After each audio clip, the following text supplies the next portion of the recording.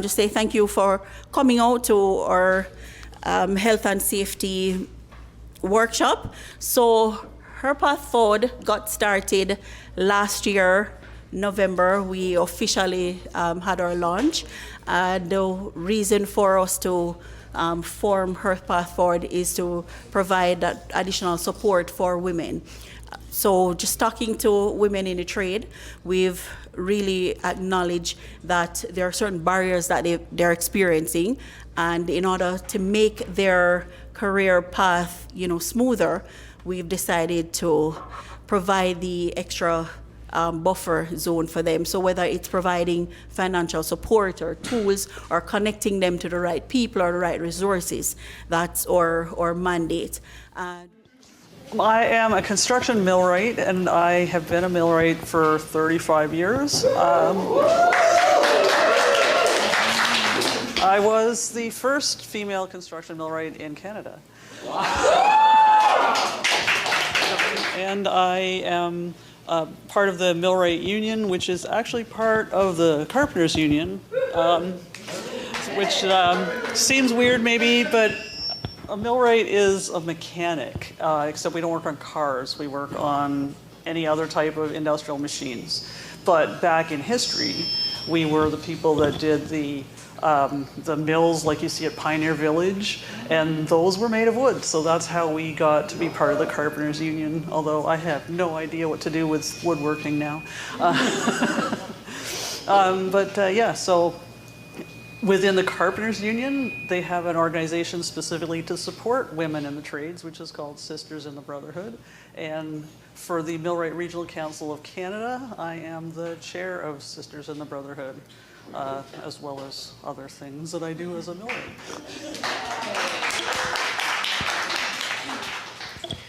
My name is Anna Xing, and I work for Prevention Link as communication outreach specialist. And I moved to Canada in 2011, and boy, I was lucky. I landed right into labor movement. It was the perfect place to be. I started my journey at OSSTF, Ontario Secondary School Teachers Federation. That's where I became involved with my union, COPE 343, and also been exposed to everything like workers' rights, workers' struggle, and eventually I moved to Ontario Federation of Labor and the amazing project Prevention Link, which is so dear to my heart. I'm excited to be here. Excellent. Okay, I'm Carmine Fiore. I'm currently the Chief of Health and Safety for Toronto Civic Employees Union Local 416. We look after municipal workers in Toronto. We're about 6,800 strong. Also, I'm a Prevention Link trainer, certified now. Well, I've been certified for a while, so I'm the trainer. I don't have a picture up there, but you see me in person now, so there you go. I've been doing health and safety for years, since day one. That was 32 years later in the city. Hopefully I retire soon. I'm glad to be here, and hopefully I can help you guys with any questions. Hi, everyone. My name is Lisa Carrington, and so I started in Ministry of Labor, 15 years, supporting the occupational health and safety inspectors for Toronto East.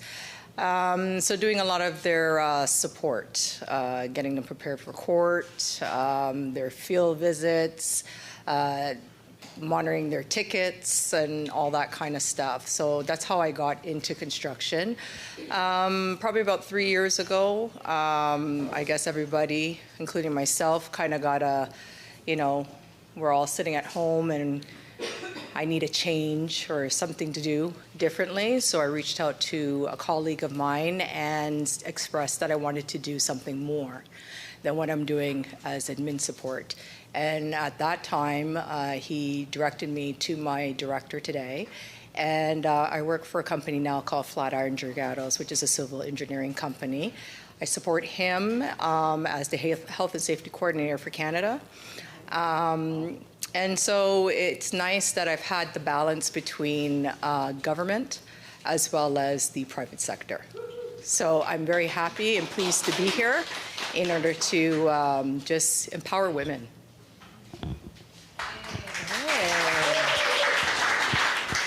Grand Rising, everyone. I say Grand Rising, could say good afternoon, could say good morning, but Grand Rising for me means that we are all collectively rising up and in one.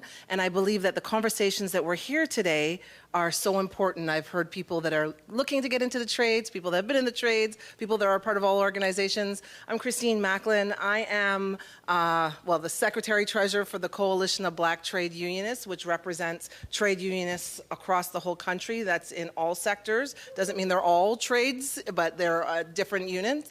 I come out of Unifor. I was the Human Rights Director for the National. It's the largest private sector union representing 315,000 members. So representing skilled trades, representing your people that are welcome you on to Air Canada, driving your via train, building your cars. We say from birth, bringing you into this planet and digging your grave and putting you into the ground. So it was a vast sector, but I actually personally come out of the auto sector. I do have a background in corrections, but the auto was where my father was a 38-year auto worker in the Bramley Assembly Plant. So I come out of there as an auto worker.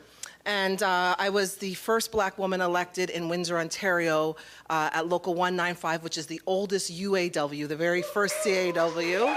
Yeah. It just took them 81 years to elect me. But when I did take that role, I became responsible for all of my units, which was about 5,000 members. But I was their primary harassment investigator. So I did harassment investigators for the national, for my local. So the national realized, hey, maybe we should take this one up. So I became the human rights director for 315,000 members. And I was solely responsible for doing a lot of the harassment investigations, but I also brought my lived experience. As a black woman in a workplace, I understand what it's like to maneuver these spaces. And in trades, it overlaps. I know I heard someone I was talking down at the social, they're like, I'm not really in trades, but yes, you are. You interact, you engage. If someone comes onto your property to do the rebuild, you're there. So we are interconnected. Now I have stepped away from that position at the National Union, and I am running my own business, Lift Every Voice Consulting, which now I do all equity, diversity, inclusion, mediation, harassment investigations. Both Canada, US, and soon to be Bermuda. So that's it. Now, I asked everybody to introduce themselves because sometimes when you read a bio, people kind of get lost, and the bio doesn't actually capture who they are as a person. So that's why I asked you guys all to introduce yourself. Because they're probably like, I sent my bio, why isn't it being read? Sorry. So I wanted to ask the first, Christine already touched on it, is harassment. Oftentimes women have no idea in the workplace if they are being harassed, what harassment looks like, mutual respect. So Christine, this is for Christine and Anna, actually, my question to you is, what do people need to know when they are reporting harassment at the workplace? Well, the first thing is you need to report it.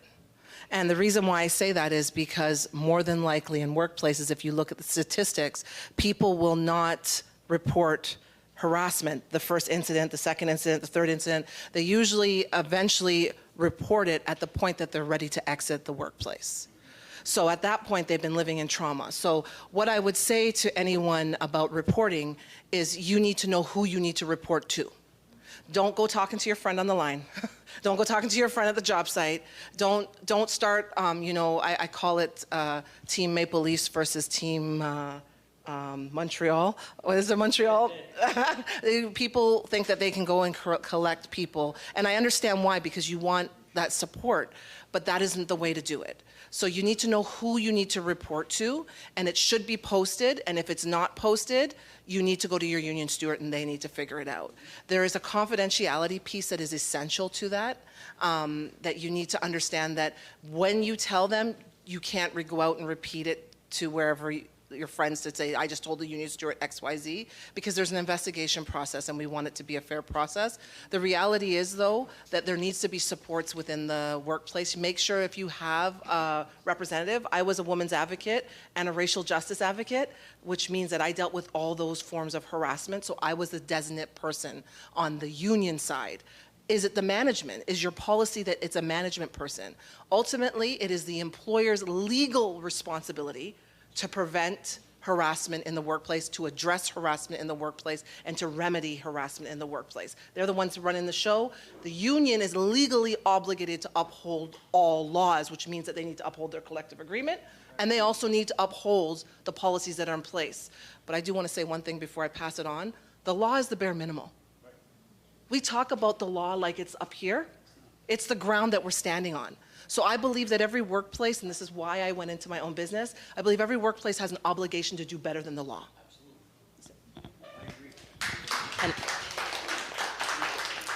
And for Anna, through Prevention Link, because you guys have these cute little pocketbooks, if you haven't picked them up yet, you should take each and every one of them home and bring it to work with you. It's like the best pocket resource you could ever have, I promise you. But if you can just talk to us about the human rights process in reporting harassment. We don't do like casework, but yeah, in this pocket you will find all the information, what constitutes harassment. Our booklet mostly talks about a Ontario Human Rights Code, and what to do is like with contact information, what constitutes harassment, and where you can turn to, how to report. It's basically what Christine said. Yeah, document and go to a steward representative. When I was a steward myself, I did tackle also harassment as well, and it's very disheartening to see people struggling. And in this booklet, yes, Human Rights Code covers harassment, but also Health and Safety Act also now covers harassment. And as you said, it's not enough, because under Health and Safety, you should have policies. Not you should, you must have policies, but what do you do if something happens? There's no remedies. There's no, it's like really, you're still left alone. So Human Rights Code is something also to turn to, not just Health and Safety Act, but also remember about Human Rights Code. And there's always help available if you don't have a steward. You can go to a legal clinic, and a lot of legal support is actually either affordable or even free. From communities, so always remember you're not alone.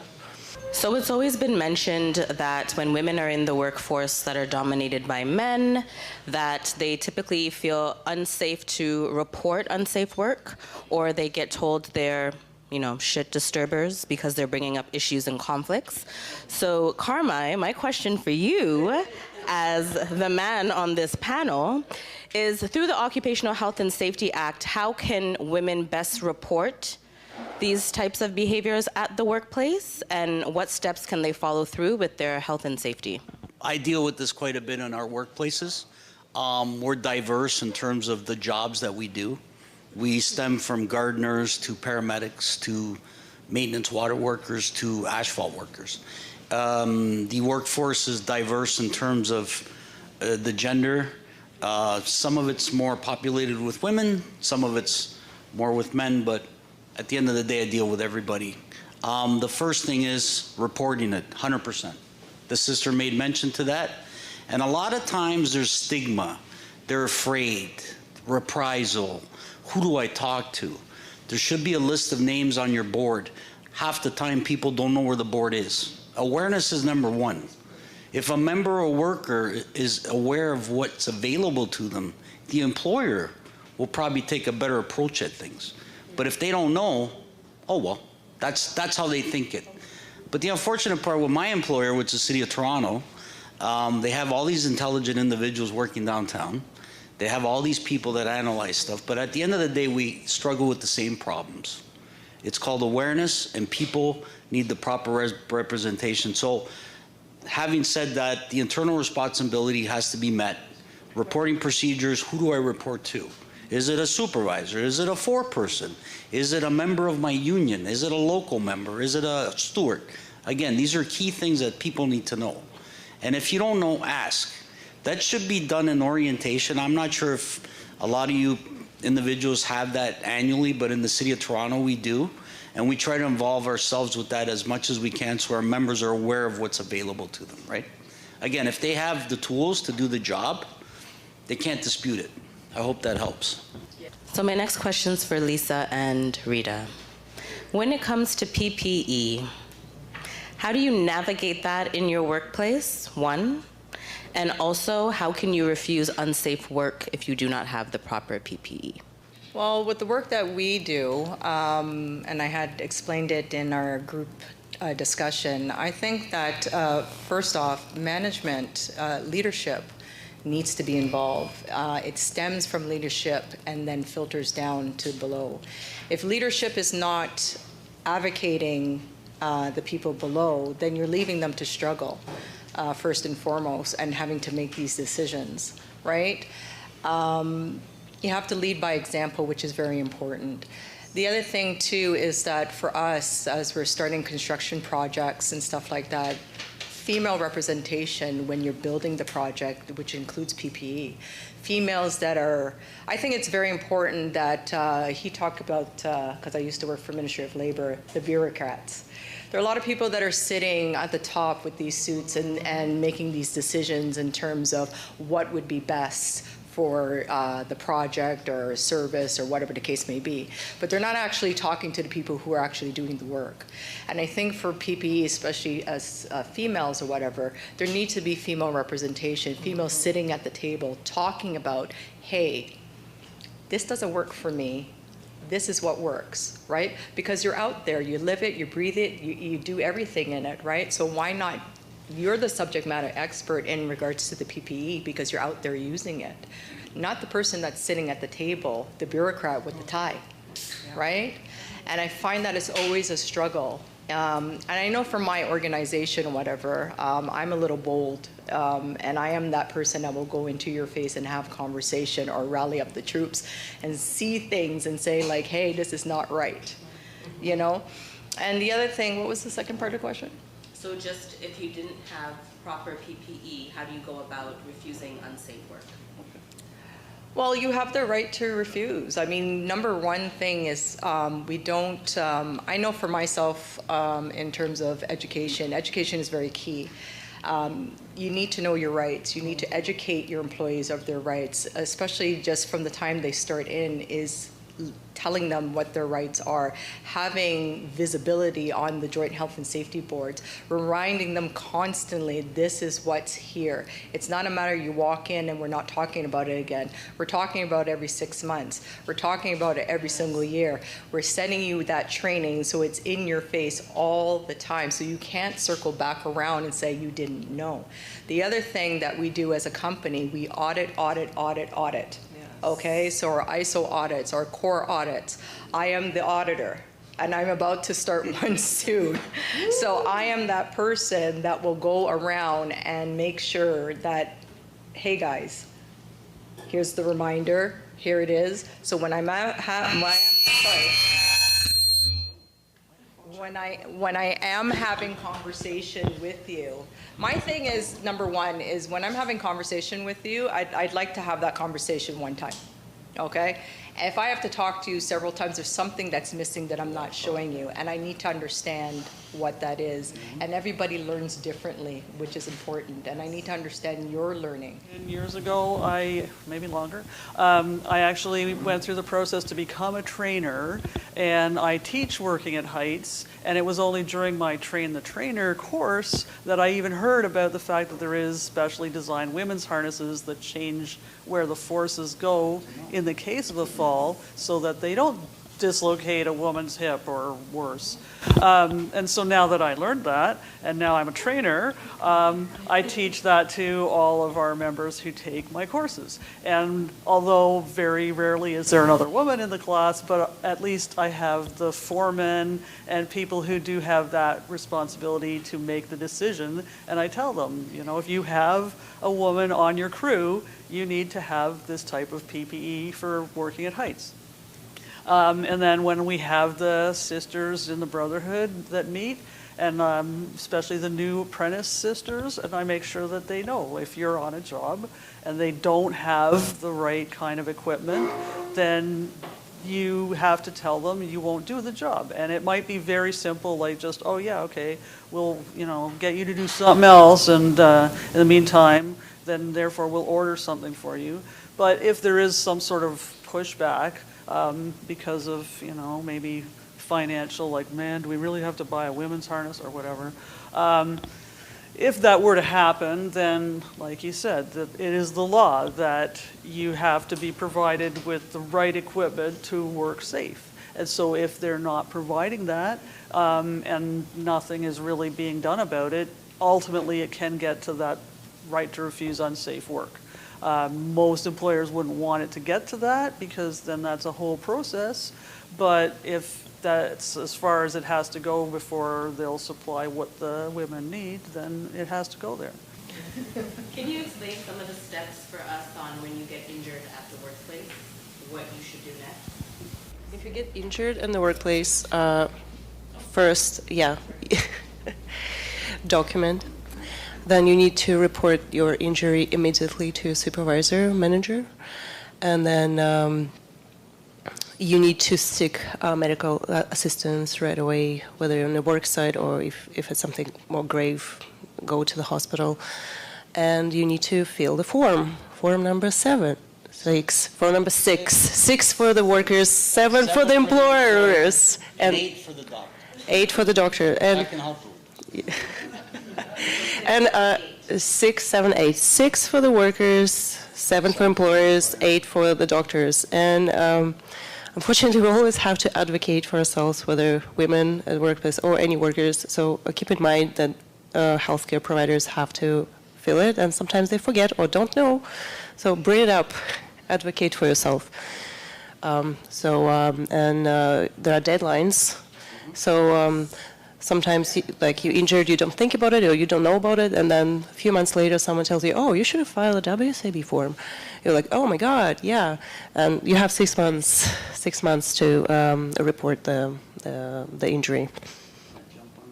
Yes, please. So I'd like to add to this because I instruct these courses. So she's absolutely correct in terms of the timelines. It's very crucial that when you do experience an injury, work-related, that you do fill out that Form 6 as soon as possible.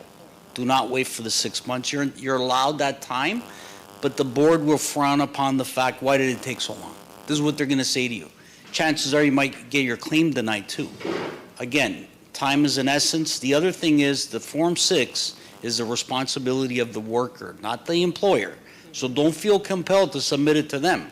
You only submit it to them because of the finance purposes. So they got to coincide the pay. Other than that, you're responsible to submit it to the board. Again, this is stuff you should know, and if you don't know, ask the questions. That's about it for me. Yeah, here you go.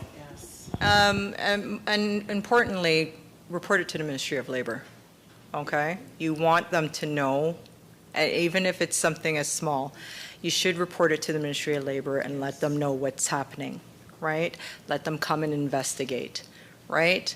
More eyes on it, better than just your employer, okay? And you should be calling right away because you don't want them to just pop up because they'll find out, right? They will just show up. And I was one of those people that actually got the phone call and would then put it in the system and then dispatch the inspector to now go to the site, okay? So you don't want an inspector to find out later when the injury is much worse. You want them to find out as soon as it happens, right? And that will be your biggest saving grace ever. Back to. Oh, we'll get to questions. I have 2 more questions. She's got one more point. And then we'll get, did you want to add something? Just reminded me that if there's a situation that happens, we have like a guideline on our website about how to report hazardous incidents, which you can also, as a worker. She's jumping ahead. She's jumping ahead. Unprepared. I don't remember though. Maybe Carmen, you can jump in if it's confidential, if it's anonymous or not. But you have the right and actual responsibility to report this to the government. The job? Hazardous incidents. Yeah. So You can be anonymous. you can be anonymous. You don't have to indicate who's calling. So in the system, when you're calling, when the person is taking the phone call on the contact center, they will ask you whether or not you want to be anonymous.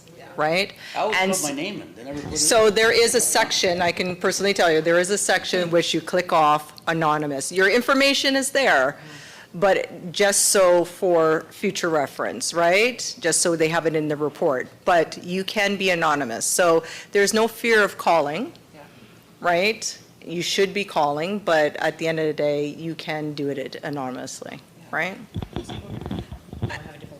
It's okay. I just want to say this. Like, this is a slogan that I use in everything, mediation, harassment, and I always use it in WSIB. People are not the problem is the problem. Absolutely. So you need to report it. And if you need to report it anonymously, that's okay. But think of hindsight. If you don't report it and someone gets injured or you get further injured, then you're like, I shoulda, coulda, woulda. And I hate to say this to people, but if we don't report it and it's a fatality or a major issue where someone is, lose a body part, I know that nobody in this room, your mental health would put you at ease. It's better to report it and they fix the problem or they solve that it's not a problem. So remember, people are not the problem is the problem. So my question for Christine, and then I have a question for Carmi, and then we'll take questions, is for you, Christine. In every workplace, the process is different when filing complaints for harassment, mutual respect, discrimination on the workplace. What are the basic steps if they don't know the policy, if they are not aware? What are the basic steps that a woman should know? I shouldn't say a woman only, but anyone should know, a person should know, when reporting any terms of the policy being breached on mutual respect, harassment, or discrimination at work. So, a vexatious comment or conduct that is known or reasonably known to be unwelcome. That is the definition. You can make it and elaborate it. And I always like to break it down when I do training. What does vexatious mean? Well, my dad was a Jamaican man, and he would say, yeah, vex me. And I can tell you it wasn't a positive thing. Right? Irritate, annoy, or distress. So remember that, right? Irritate, annoy, or distress. Something that somebody says, but not everyone's verbal. Something that someone does that is reasonable. Now, reasonable, I always love the law because, sorry, I break it down. I love the law, but it's not so clear. So here's my definition of reasoning, and this is what I do in my training, is would you say and do what you're doing to your boss's boss's boss's boss's boss? Now, who is that boss's boss's boss's boss? Unlikely it's that your supervisor. It's probably the customer bringing ordering the contract on the site. Would you say, I walk up to the boss's boss's boss and say that? And if your answer is like, no, then don't do it. And it shouldn't be happening at work. If your answer is like, I'm not sure, you're lying to yourself because you know the answer is no. And if your answer is like, I don't really care, I can go down the street and get a job, newsflash, this is a federal and provincial legislation. They might alter the words, but remember, something to irritate, annoy, distress that a reasonable person wouldn't do, and is unwelcome. There's the big word. It's unwelcome. Now, what I like to say to people is, the person I was, when I was 17, which was 10 years ago. No. No. My stretch marks are older than that. No, I'm good. No, but the person that I was is not the person I am today. So harassment isn't so cut and dry, right? So when you're dealing with harassment and when you're looking at that and you don't know the policy, I just gave you the definition.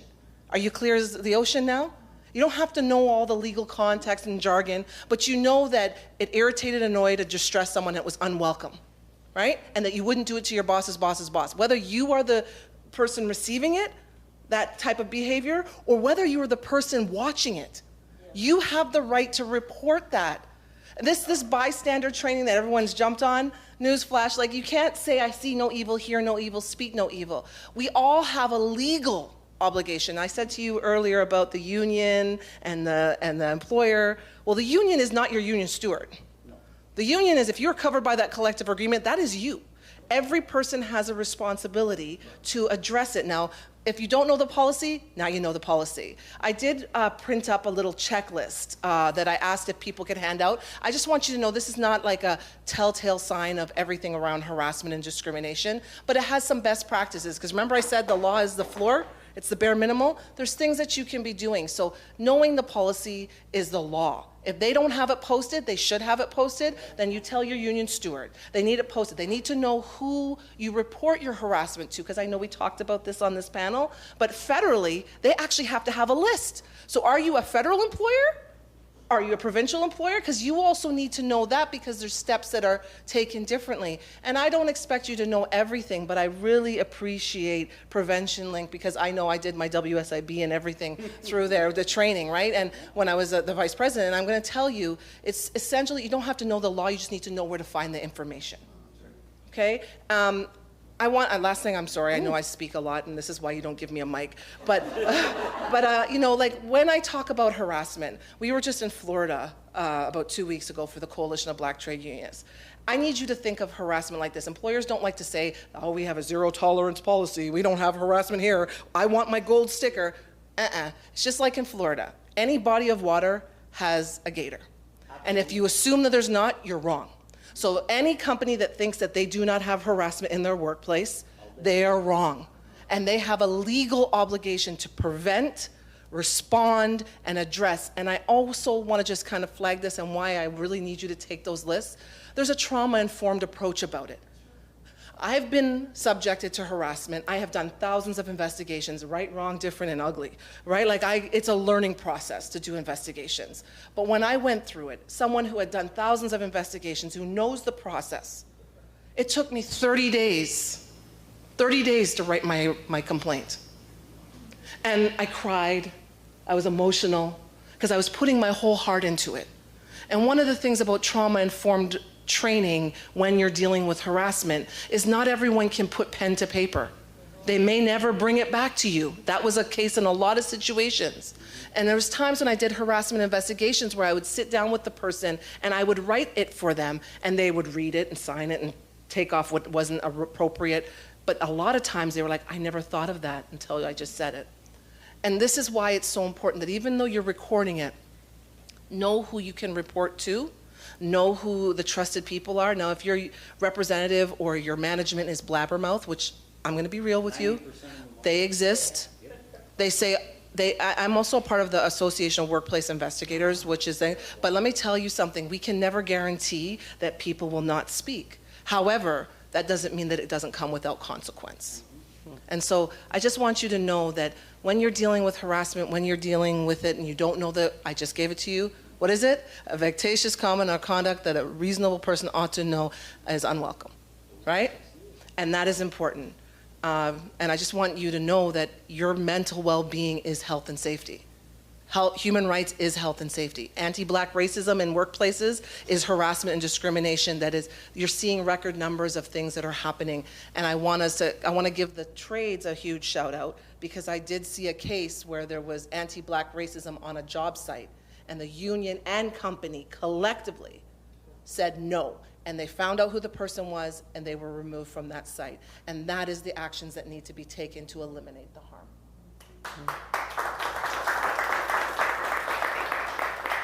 Thank you. So knowing your resources. So if you don't know reprisals, you can contact the Ministry of Labor in regards to that. They do investigate that.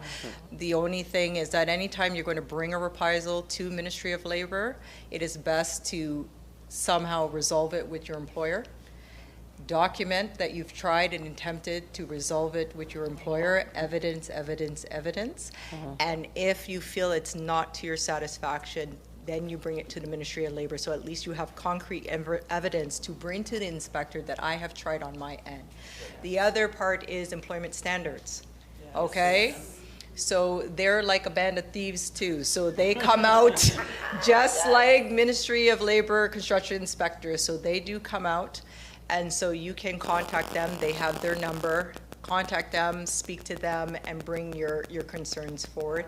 The Human Rights Tribunal is another good resource in order to bring your concerns forward. But again, the key thing is evidence. Document everything that has happened, transpired, instead of the he said, she said, and all of that kind of stuff. Because once you have evidence, that's it, right? Perfect. So my last question, and then we'll go to you all, is for Carmine.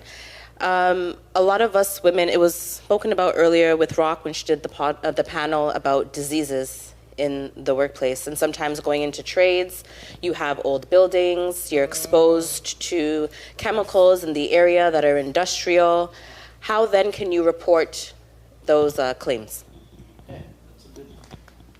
So I also failed to mention that I'm part of OCAL, which is an organization that deals with diseases and conditions of the workplace for, the betterment of our members. So we have a few concerns going forward with my employer, and one of them is occupational disease. So what happened is the exposure. So the first thing that needs to happen is get as much information as you can from the people you work with. A lot of times they don't want to disclose it because under the Confidentiality Act, I get it. But if for instance, if I have a rash of individuals that are experiencing, let's say, I don't know, skin irritations, why all of a sudden is that happening in the past 3-4 years? Because is there a problem? Like she mentioned, the problem's the problem. We try to fix the problem. Reporting is number one. Even if it's an exposure and you don't feel that it affected you physically, but you were exposed, fill out a Form 6, occupational exposure disease. There you go. That gets the ball rolling. And once you have a certain amount of claims submitted, Ministry of Labor gets involved to say, hey, we have a problem, because they get all the reports. Just like the hearing impairment piece, which the city right now is under the microscope on because we got X amount of claims. Now the ministry's involved. Again, there's levels of government that will deal with it, but it starts with the employer. Make them aware. Be aware of your Joint Health and Safety Committee. Who's on it? Is there an actual board? Who do I speak to? By law, obligation, there has to be a list of names. Like the sister mentioned, there's got to be a list. Contact information is key. The unions are relevant, regardless if you got a union or not. There has to be a committee in place for 1 to 20, right? That's the rule. Even if you had 5 members, you should have a representative per se, right? That's the law. So you should be aware of all these things in your workplace. And at the very least, reach out to Prevention Link. They have a number you can contact. If I had some cards, I'd give them out. I help all unions. I'm on, this is what I like to do. I like to come out here on a Saturday and hang out with you people. Again, but I'll be kidding aside, this is more of a passion for me because, it's personal. So I lost my dad last year, so it's a little emotional. But anyway, so yes, we're here to help. So any information is necessary. Thank you. Questions? Oh, no, Tanisha. All right. So if you're on the job site, you get injured, but you think it's nothing, simple thing, and you allow it to go by. All right? Yes, and time passes. Is there any way that you can bring that back and, start the process or something? Is that a Ministry of Labor and Health and Safety question? It's probably all three. So that's a good one. That happens. Yeah, so pass the mic. Don't give it to her. No, anyway. Great question. Happens a lot in my world. I have individuals that are working outside, let's say, right? So all of a sudden there's a soreness that develops. It's probably part of the job. Maybe I turned a little, I twisted, and it's fine in a couple days. A couple weeks, I can't get out of bed. Now what do? Right? Report. Regardless of, what you got to try to understand is accuracy. Around the time when it happened and how it happened and what were the conditions of the job that day. Was it, I don't know, were you operating equipment that you usually do or you don't? How were you? Was there somebody around? With as much information as possible. Because it will benefit to your claim, because WSIB doesn't really care. If they can decline a claim, they will. The unfortunate part, they're an agency for the government. Government doesn't want to spend the money. It's an unfortunate reality. If they can reduce the amount of claims that they got to spend, it's more money for the stakeholders in that, because there's 2 levels, right? So again, it's doable, but make sure you have your information correct. And if there's a witness, please put their name down. And a lot of the problem is the witnesses don't want to come forward. Oh, I don't remember. I don't recall. Meanwhile, you were holding the other end of that piece of wood or something. Again, this happens a lot, guys. So make sure that there's information provided. Oh, what's that chart called in the workplace on the Health and Safety Board? Even if you get a paper cut or you banged your toe on something. That 4. There's a chart in your workplace when you get a simple injury at work. You just write it down on the Incident date. only? Yep. Yep, and then your supervisor has 3 days to 48 sign. hours to 48 hours to sign off that Yeah. they acknowledge that incident. Want to add to that? Sorry, is there? Labor Oh. form? Well, I'll give you a scenario. I had an inspector, which he thought it was nothing. So he got in a car accident with his vehicle. Somebody rear-ended him. And he came to work and showing us pictures. And we're like, how did you survive that, Jeff? And we were like, go home. And he's like, no, I'm fine. And 2 days later, it affected him. And he was out for 3 years. Right?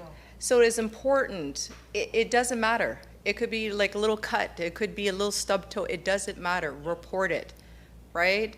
It's better to report it while it's fresh and and you know all the details, opposed to 6 months later where now you're suffering and you can't remember any of the details, and then nobody can help you, right?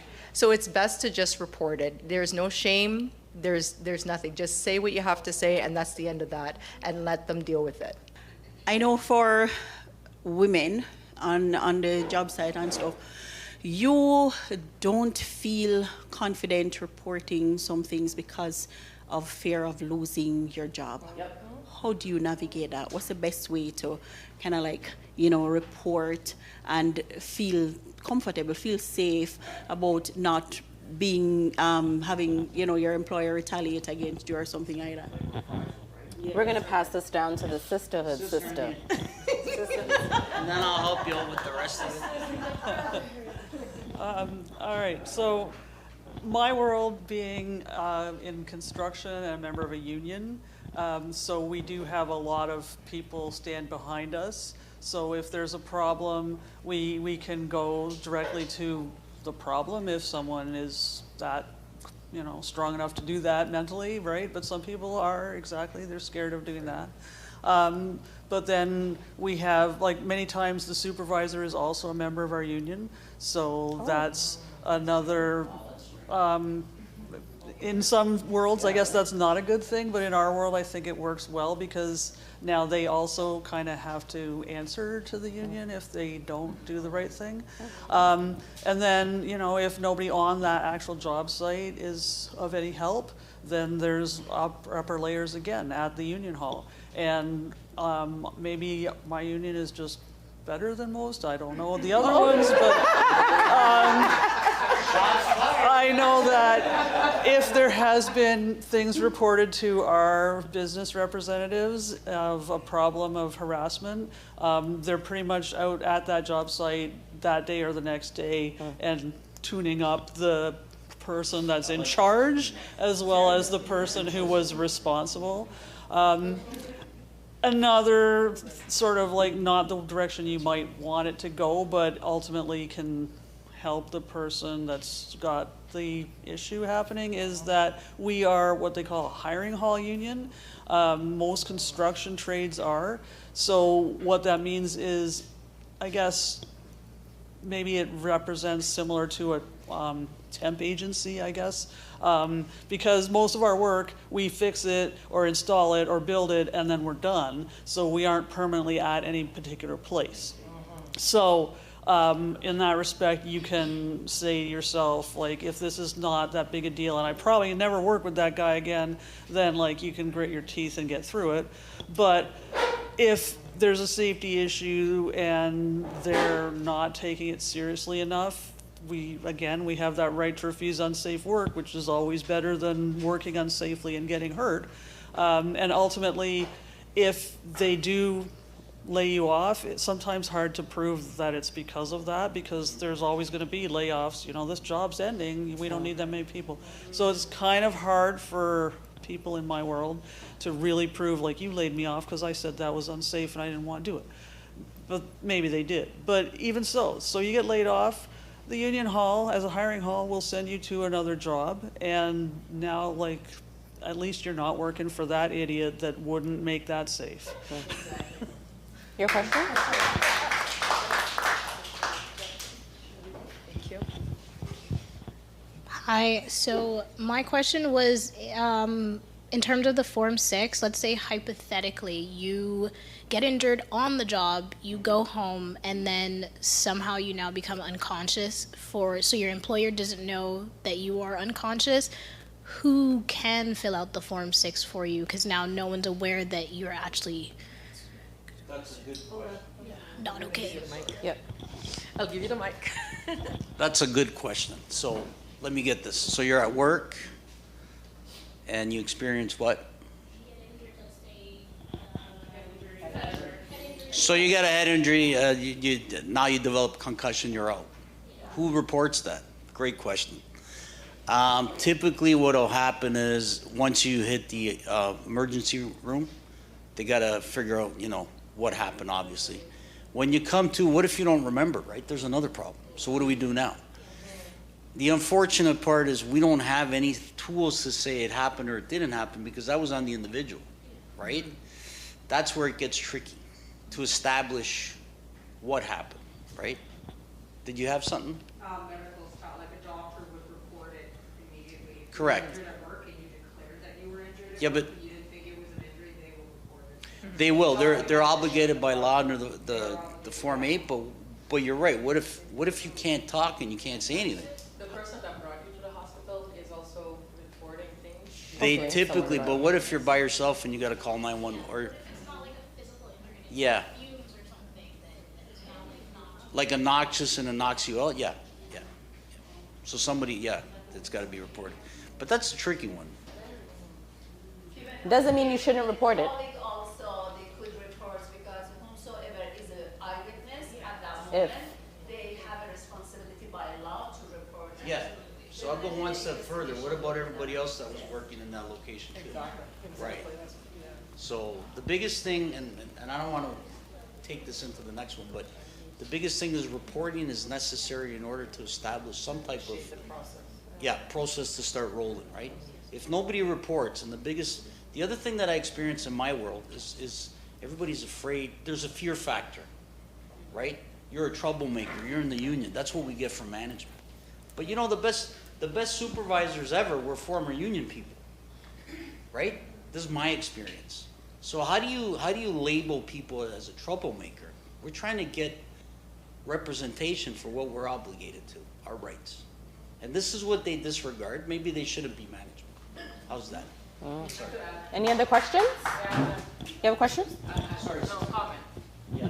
Question. You want me to do a question? No, there's questions. No, go ahead. Yeah, thank you.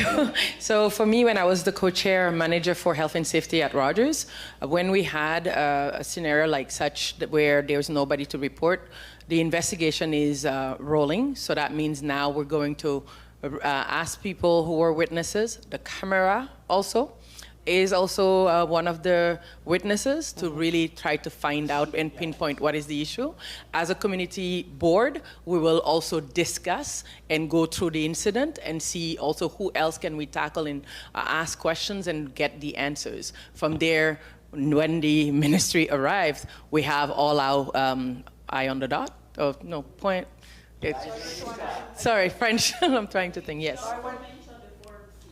Yes. But I want to add too, sometimes in those types of scenarios as well, I've had police officers call.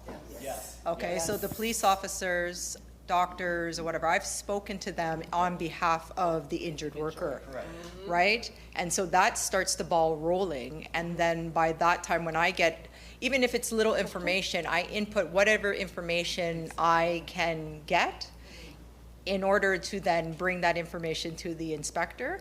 And then it's the inspector's responsibility then to go and then see if they can speak to that individual. If not, then go to the employer or the constructor and then have that level of conversation. So the ball is rolling somewhere if that person cannot speak, but the important thing is that it has to be reported, right? And we have our last question. Let's say you witness an injury happen. Let's say you witness an injury happen and the person that got injured is like, well, I don't want to report this. Are you like supposed to, or like do you go the step further and do it for them, or like how does that work? So that's another good one because I have that. No, just talk loud, Karma. Yeah, so I'll talk about it. So that has happened in the past in my world too. Like we've had individuals that got injured, but they didn't want to report it because they didn't want to get in trouble. But somebody else would have said, hey, you need to fill out a form. Yeah, let's say they were wearing the PPE, now you have to report the PPE. That's the other flip to the point. PPE part. Why weren't they wearing the PPE? The employer not provided. Was it not provided to them and told them how to wear it safely? Again, these are litigating factors to that. But yes, the part about not wanting to report, a lot of the members that I work with do that. They're scared. What are you afraid of?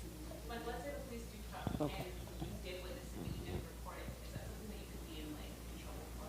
Like not reporting it? Yes. So yeah, go ahead, sister. Okay, it's actually in the Ontario safety regulations that you are breaking the law if you're aware of a hazard and you don't report it. So it's like that. And also, there was a situation I heard about maybe 2 years ago where an iron worker, I believe, fell to his death because he was not wearing the proper type of equipment. And in the investigation, apparently the coroner's inquest found that people on that site had said, yeah, I saw him, I saw he wasn't wearing the right stuff, but I didn't want to say because, you know, I didn't want to make a fuss. And so imagine his family having to deal with the knowledge that somebody could have said something and they didn't. Sorry, Christine wants to add something, and then we'll take one more question. And I want to, because I have to already, harassment is an injury, right? And I see this a lot with harassment. See no evil, hear no evil, speak no evil, because I'm watching it. You are legally obligated, regardless if you are on the receiving end, to report it. And actually, I have dealt with many employers that then have disciplined people because they've been bystanders in the situation. Because if you're not a part of the solution, you're a part of the problem. And I know that it's very difficult because you're kind of teeter-tottering on your friendships or your relationships with people. But remember, the purpose in life is to walk through life with no harm. And if it saves people, because I've also seen people later on say, I'm glad you spoke up for me, even though I was the worst person criticizing you for speaking up. But it's doing the right thing, because when you go home, it's your mental well-being if you didn't speak up that you got to deal with. So I know this was a juicy panel. Maybe we'll have another one in the fall. Who knows? Tell your friend to tell a friend to tell another friend. But I do want to say thank you all for coming. We are done for time. I know I said one more question, but we have a presentation. Thank you, thank you, thank you. This is knowledge. Do not forget, when the next panel comes, tell them to register. This is key. Downstairs is a lot of prevention link booklets. I encourage you all to take one to your workplace. And if you want their contact, you can reach out to them and speak to them after here. Yes? Thank you very much. Want to take a picture? Photo? You want us to stand up or? I just muted it.